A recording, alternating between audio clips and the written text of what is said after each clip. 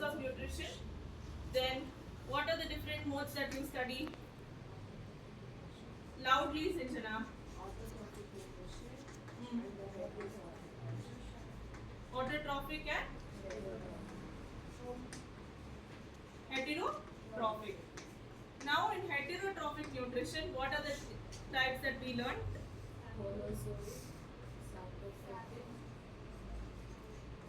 Holozoic, saprophytic and parasitic. Okay. So then we will be learning about process of photosynthesis.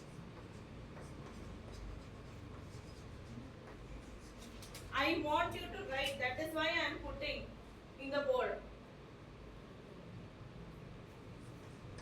Process of photosynthesis, and then after which you will study about nutrition in human beings.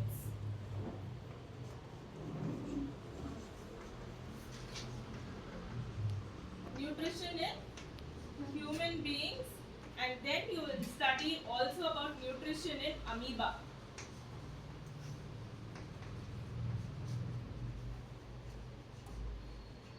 Clear? This is the concept. Till your board exam, this is how you will learn this chapter. Nutrition means all this should come. Without this, nothing will.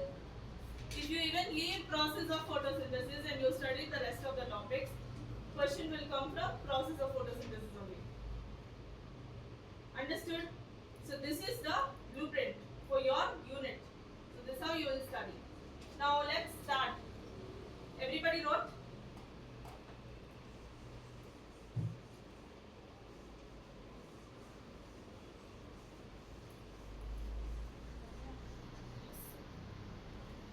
So first, getting into modes of nutrition, can anybody define what is a nutrition?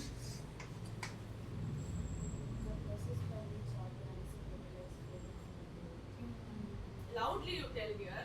The process by which the organism obtain food for their growth and use energy.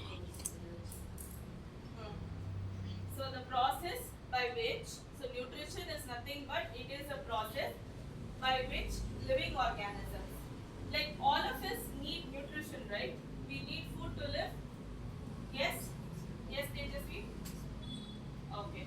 So we need food to live, we need food to grow, prepare. So there are so many things. Without food, we cannot survive. Food and water, right? So nutrition is a process by which obtaining those nutrients. So what is a nutrient?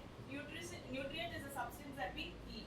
So basically nutrient is nothing but carbohydrate, fats, proteins, all this you eat. Yes? You eat, right? So all these are called as nutrients. So the food we eat is called as a nutrient, and the process of obtaining it is called as nutrition. Now there are different modes of nutrition. Okay? So there are, now before getting into the modes, why do we need this nutrition? What are the major 5 things that you should remember? Tell me how you all are studying from 6th standard. I think your teachers would have taught you this. Why do we need nutrition? For growth, for repair and growth. I already told you. What are the other things? Then energy. Okay.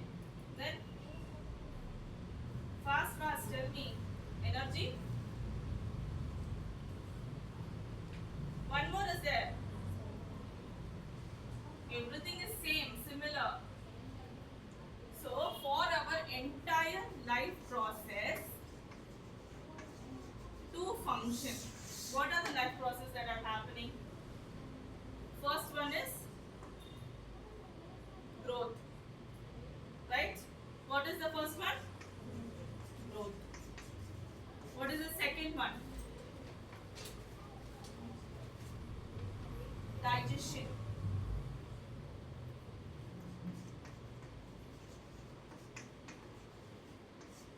Then you need circulation.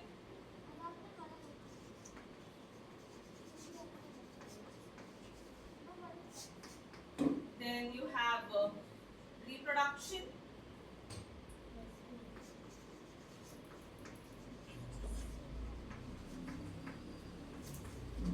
Then respiration.